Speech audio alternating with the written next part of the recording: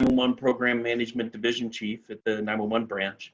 My backstory is I started as a line level dispatcher at the city of Sacramento, worked my way through the ranks to assistant manager there and eventually promoted to manager at the Placer County Sheriff's Office. I spent 21 and a half years at the city of Sacramento and 3 years at Placer County Sheriff when the state 911 office had an opening.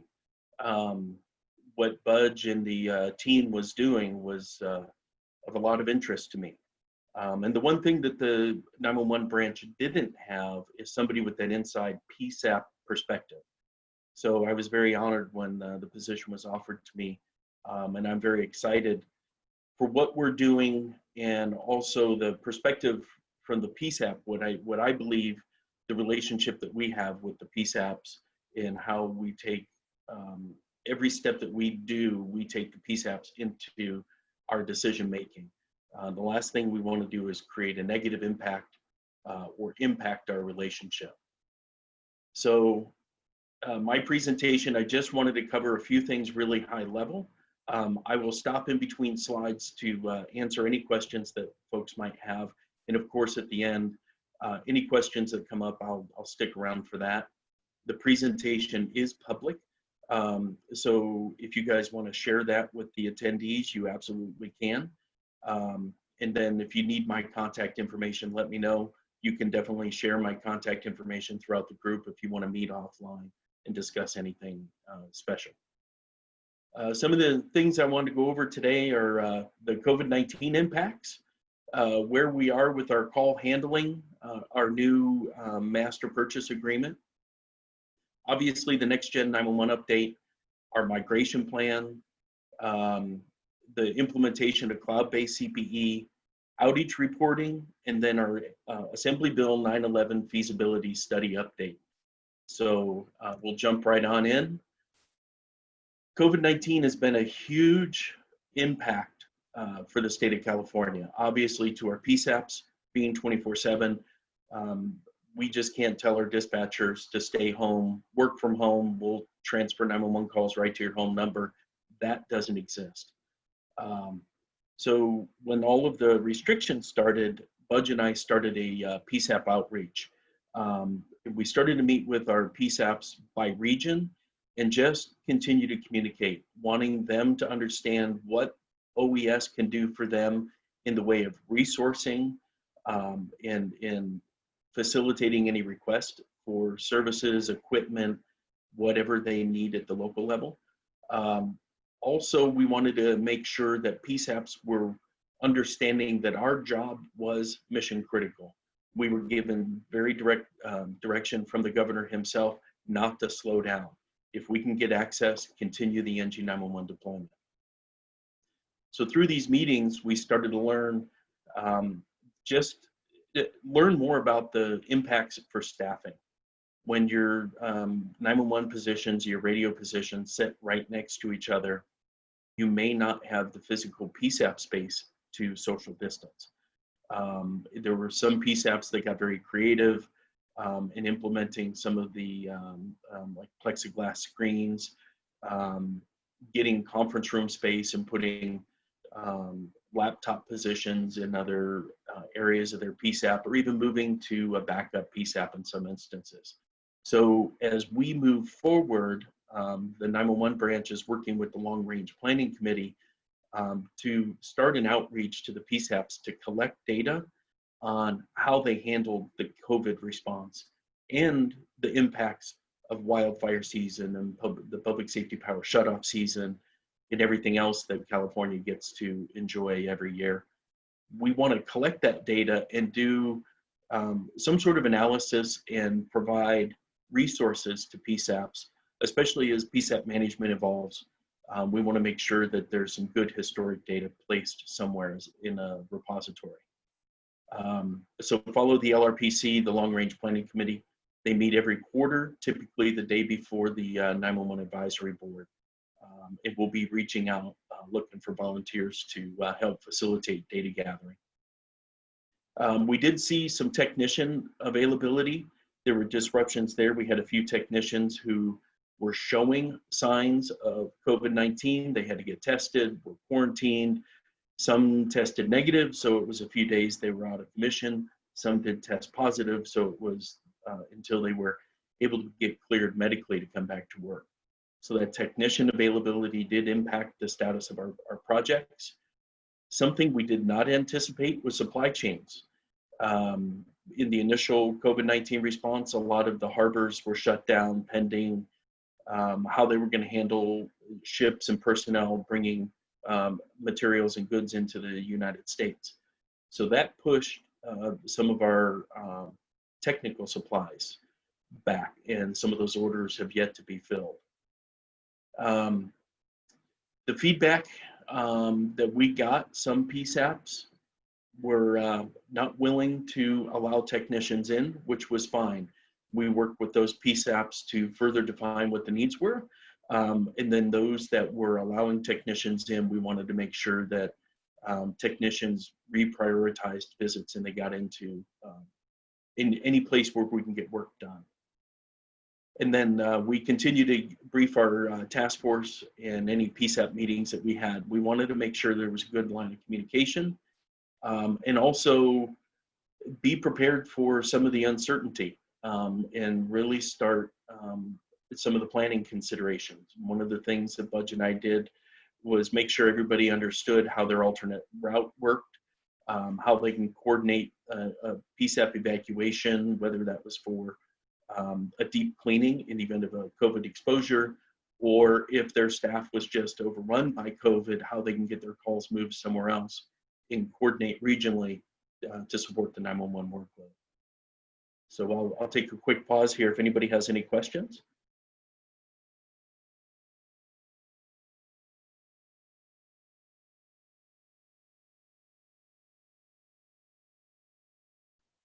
Okay, no questions there. So the 911 branch, we decided to build a next generation 911 lab. Our desire there was to first validate that our NG 911 service providers were able to provide the services as defined in our contract and meet all functional requirements. And then we needed a place for our vendors, the NG 911 service providers and the call handling vendors, to collaborate to build an interface that met the NENA I3 standard, so we can make sure that we can get the call delivered from the caller to the dispatcher, meeting all I3 requirements.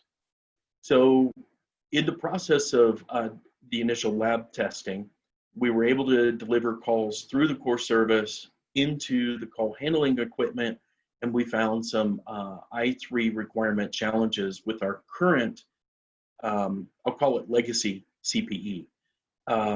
So we're working with all of our CPE vendors. It's primarily Vesta and Viper. They hold about a 96% footprint in the state of California. So they're the big ones that we need to get fixed first. That work by contract, anything that's done, the vendors on contract have to support that work at no cost to the state and no cost to the PSAP. And that's really important. I want to make sure to emphasize, and please share with your regional PSAPs, that there should be no cost for this, as their contract says they need to be I3 compliant. There may be some appliance, some small work that needs to be done at the PSAP. If that is validated, we'll coordinate with the PSAPs to make sure they understand what's happening, and all of their questions are answered at the local level. Currently, all of our Vesta CPE installations are on hold pending clearance in the lab. And the reason we did that is we didn't want our CPE vendor to deploy a solution that didn't meet the I3 requirement, to cut over and then have to go back and do some changes. So we coordinated with them and said, let's put it on pause. Let's make lab clearing a priority. And we're working currently with the CPE providers. We're hoping to have all of the testing done next week. It may bleed into the first part of September, but we're getting some good collaboration there to get the I3 requirements met. And then once all our requirements are met, we get all services validated, then we're going to green light all of our CPE installations. So I'll take a quick pause there. Any questions?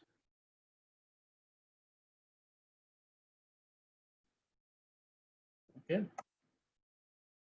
So this is a slide most of you have probably seen at some part of Budge's next gen discussions. When we started the project many years ago, Budge really realized that there's a few puzzle pieces here. We have to have the PSAP installs, we have to have the OSP integration, we have to have test and integration, and then we have to have transition. So we've been working with our NG911 service providers to develop a migration policy or a migration plan and get all of their services tested and validated. I wanted to keep this slide in here just so you guys had this as a reference, and if you didn't have it, this shows each and every one of our NG911 regions. It has the state project manager as well as the vendor project manager listed on there. Something to really point out here is our deployment timeline. Because of COVID-19 and some of the impacts, we anticipate our timeline to slip a little bit, maybe as much as 3 months. So that March 2021 date there for the central region may slip out a little bit. As we gain more data on that, we'll keep everybody up to date on the project status. We like to point out this is our optimistic goal, our optimistic timeline here. This is if there's no fires, there's no evacuations, there's no floods, there's no COVID, there's nothing. These are the timelines that we wanted to put on paper to meet and to really drive for. Understanding that life happens in California, so there will be some slippage. Currently, we're seeing about a 4 to 12 week delay in some of our project status. Some is based on geography and some is based on service and supplies. Any questions?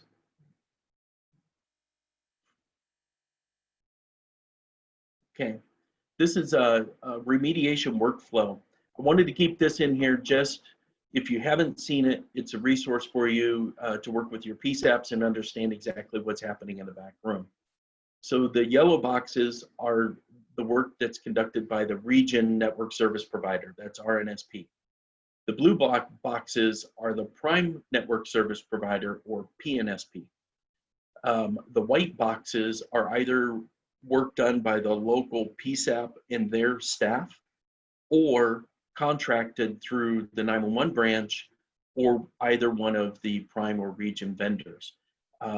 Some of the work there is electricity, construction, moving racks, reorganizing your server rooms. We need to make sure that we have space in there to install one 19-inch rack. The prime network service provider needs a half rack, the region needs a half a rack, and then we bring 208 volt power into that rack. If that's not available at the PSAP, the state does pay for that remediation. Any questions about remediation? Yeah, Paul, I had one question from a local base.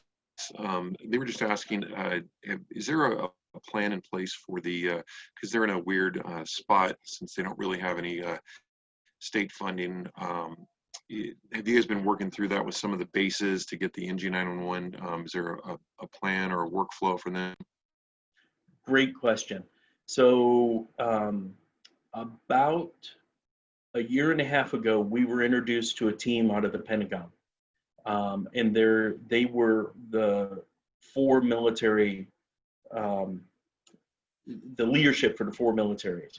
And they introduced us to each of the branch leaders in the Pentagon and then at the local level. And for the last about 18 months, we've been coordinating with them. We were told at the beginning of our conversations that the military could not have state funding.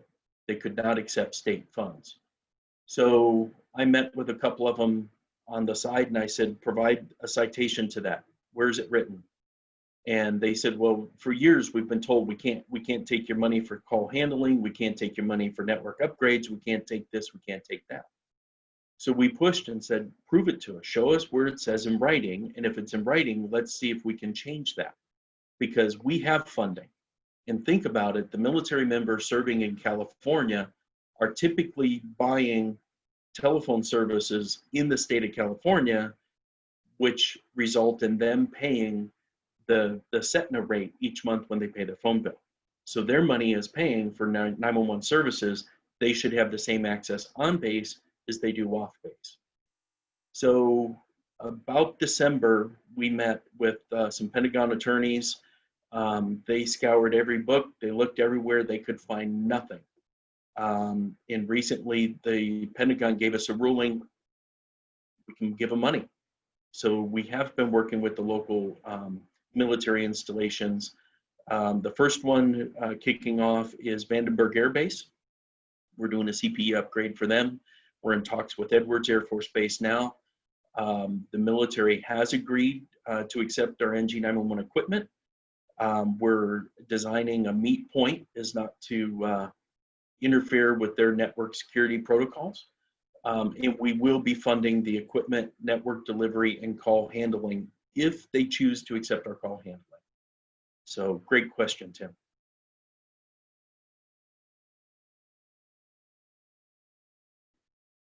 Okay, this is our total network. And this we illustrate the complexity here. So on the left side of this diagram, we have all of our 911 traffic coming in from the originating service providers. It's hitting our prime and region data centers, being identified as a 911 call. We're calling it 911 traffic now because it could really be anything. It's not just a voice call any longer. It's going to traverse in through the cloud, through core service, get identified what PSAP it needs to be routed to, and then delivered to the PSAP. So we're going to have both wired fiber optic connection as well as LTE connection. And then the additional layer specific to California is we're adding in the CAPSnet or the microwave solution to support NG911 call handling. So what we've asked all of our providers to do is each provider, region and prime, have to bring 2 diverse network paths into the PSAP. So that'll be 4 connections. Then we're going to overlay some LTE, and then we're going to add in the CAPSnet. And all of that will be able to diversify the network. So if we have a fiber optic cut, it can be supported either through LTE or CAPSnet or the redundant fiber coming into PSAP. If it's a catastrophic failure, then the LTE and CAPSnet will be able to support the network. So in theory, the PSAP should never go down unless it's really a catastrophic event. And at that point, the loss of 911 is probably not our main focus. It's going to be responding to that critical disaster. This is just a graphic to give kind of a little spot in history where we are with our current PSAP installations. I'll focus here in the south. We have 61 of the 92 PSAPs in the southern region remediated. Equipment installs, we have no equipment installs, but we have 50 PSAPs with circuits. And I believe one of the challenges for the southern region is supply chain disruption. So as soon as the supply chain gets caught up and they're able to build out that equipment, then installs will continue. And then this is our central and Los Angeles region. LA, we have 45 of the 80 PSAPs. 13 PSAPs have their equipment installed, and then 7 PSAPs have circuits installed. They continue to build out, continue to push. Again, we're focused on 2021, but understanding how things happen, we do have some flexibility in our schedule. Any questions? Either I've put everybody to sleep or I'm really doing a great job. Great job. Thank you. Doing great. So Migration. So we're at that point now in the NG911 project. Traction has been made. We're doing this, guys. How long have we been talking about this? 10 years? Maybe 12 years? And we're finally at the point where we're scheduling migration from selective router to real next-gen 911 traffic delivery to the PSAP. So we wanted to talk through what that looks like today. And this is a graph of our legacy 911 call routing.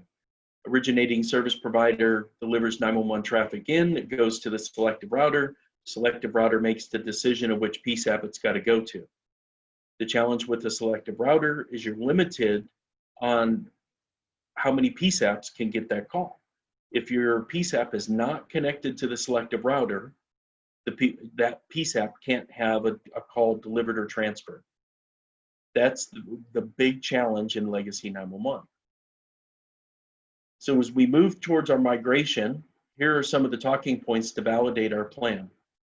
Our originating service providers don't have the intelligence to know where that call needs to be routed. We need somebody else other than your telephone company to make that decision. So what we're asking is our service provider to direct the traffic either to a selective router or to an NGCS, Next Gen Core Service Provider. And we're not asking them to do both. We're not asking to add additional circuits. What we're asking them to do is deliver to selective router today, and when we tell you, disconnect that, connect into core service, and you'll be off selective router.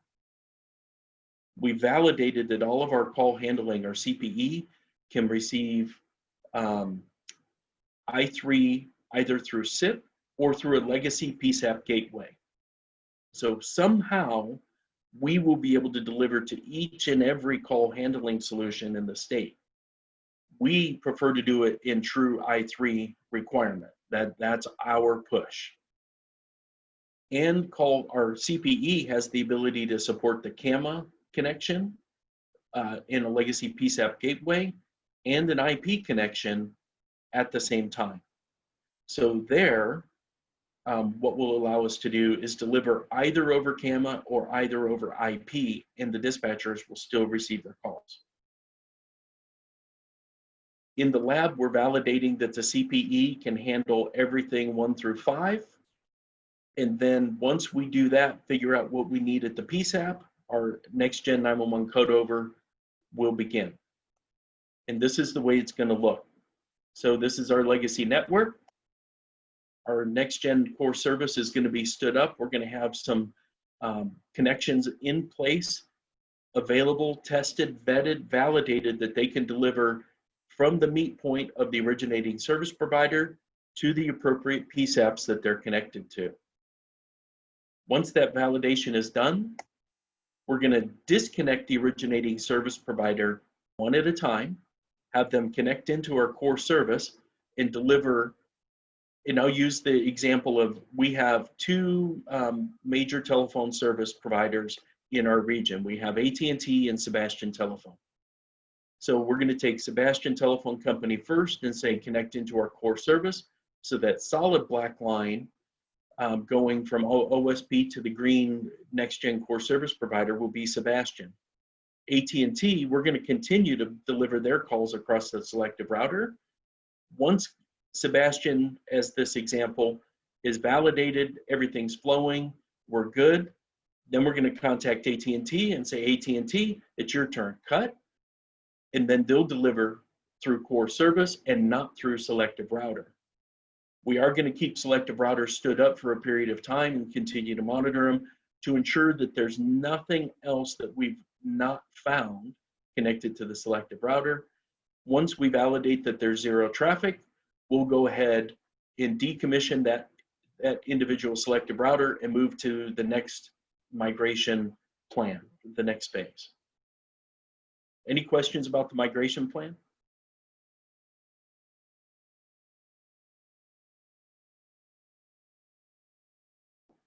All right. So we've developed a few phases. Phase 1, we've identified selective routers with the least amount of PSAPs connected to them. There's one in the central region, one in the northern region, and one in the southern region. So we have AT&T in the Sonora selective router, AT&T at the Placerville Niagara selective router, and then AT&T at the El Centro selective router.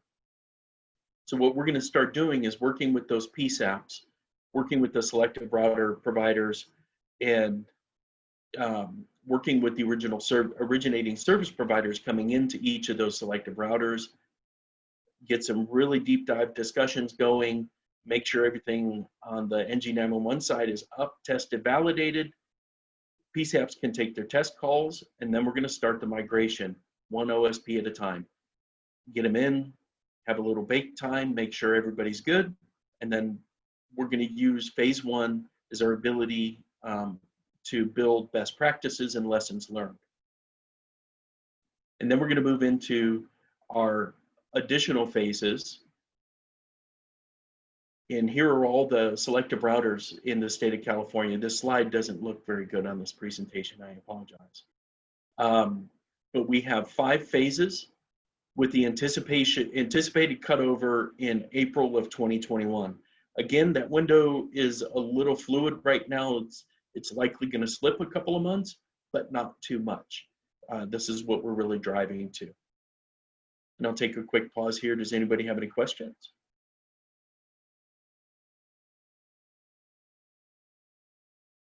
I guess a quick question for everyone on Vesta in the labs. Does it seem like it's simply a software issue, or are they going to be dealing with actual hardware issues with all the connectivity? Right now, it looks software. There may be an appliance that's needed to support some security. We'll be validating that in the test, in the lab. But right now, it looks like it's just going to require a software upgrade. Now, with that being said, if you're on an older version and your CPE's been in for a while, that may require some hardware to be changed out. But we'll work with those individual PSAPs when we drill down into that project a little bit farther.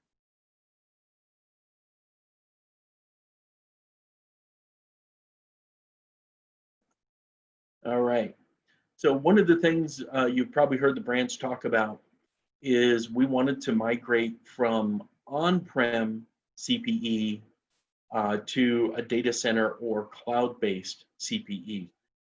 This is an arena, there's a lot of industries who've moved to cloud-based PBX systems. The technology's there, it's been proven, it's been vetted, all except for 911. There are other states doing, they call it cloud, but it's really a data center call handling, and it works wonderful for them. So our team got together, they wrote an RFP. They started it about December of last year. They had some pretty aggressive timelines. They worked through the entire procurement process and executed all contracts in July. We had all vendors that submitted responses, with the exception of one, get on contract. And one of the conditions that the state was not willing to make was a change in our terms and conditions. We let the vendors know right away, we will not change terms and conditions of our contract. We'll negotiate other things. We'll take a look at everything else, but that's off the table. All of our vendors except one agreed to our terms and conditions. We had one vendor who said nope, and they ended up walking out of California. So we have 12 vendors with 19 CPE solutions available on contract. Andrew and I are working through a new funding policy now. The big caveat here is vendors are not eligible to sell off this new contract until all of their CPE has been tested and validated in the NG911 lab. And the reason for this is the cloud-based solution has not been vetted in the 911 industry that much. So we wanted to have lab clearance as a requirement to be able to sell in California, and they all agreed. All 12 vendors on contract agreed to go to our lab. And the other thing, we need NG911 trunks to be installed at the PSAP So that way the trunks can be connected to your cloud-based CPE to deliver your 911 traffic. At the local level, there will be an interface with your local PBX to be able to take your 7-digit calls, pull them from on-prem up to the cloud, route them through your cloud-based CPE, and then pull them back down to the PSAP. So it's really exciting. The vendors were really excited to be a part of this because this is truly moving into the future and allows real flexibility for you to send dispatchers anywhere. And if you think about what an NG911 policy-based routing can do, and then the ability to log into your call handling anywhere that you can get internet access on a tariffed NG911 circuit, you could literally go from Riverside County to Butte County, sit in the fairgrounds at Butte County, pull out a tariffed LTE solution, log onto your laptop delivering your CPE solution, and get your calls from Riverside and Butte. So it's a really cool way for us to be able to support the needs of California in looking how we could do disaster planning in the future. So I'll take a quick pause. Anybody have any questions here?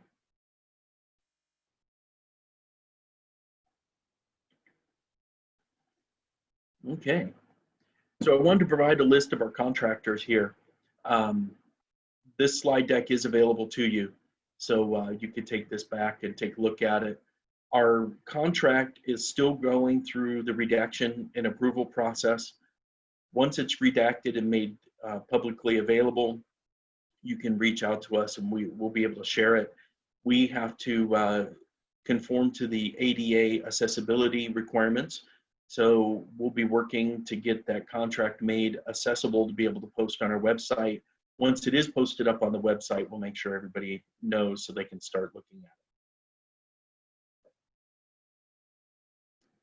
it. All right, Senate Bill 670 is a piece of legislation that was passed that mandated that originating service providers in California, all service providers, regardless of how you're delivering, whether it's wireless, VoIP, or wireline, have to report outages to CalOES via email when there's 100 or more users in a single zip code, or 50% of the zip code is out if there's under 100 people. So, and then if there's 50% or more coverage degradation in a single zip code for wireless, they have to report that to us. So what OES is doing is when we get these outages, we're notifying the local PSAP, sheriff, emergency management teams. This is really important for situational awareness in the event that you have to do some sort of emergency notification system or emergency notification out to your community for whether it's a public safety update, evacuation, whatever. So this is a good thing. When this started on July 1, it became very clear that it was a big bite that we took, and we went from a few outage reports every day to literally hundreds each and every day. So we're working on a software solution to be able to ingest this data and then make the notification to the PSAPs. So there'll be more information on that coming soon.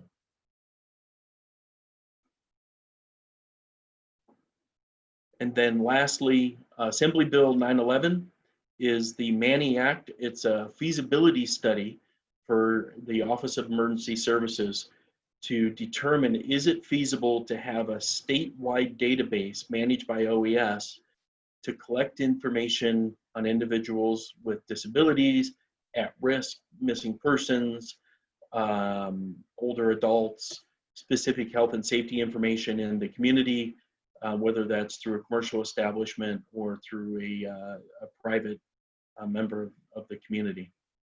When it first came out, it was really shaped towards the Smart 911 type database. So it would be linked to 911 call, you call 911, it would dip into a database, look, and if you had supplemental data in this database, it would pull it and deliver it with the 911 call to the call taker. So we put out a contract to have a vendor come in and do this feasibility study. 911 Authority was awarded the contract, and the way the legislation ended up written and approved, it actually identifies that we have to take data from the caller and deliver it to the first responder direct.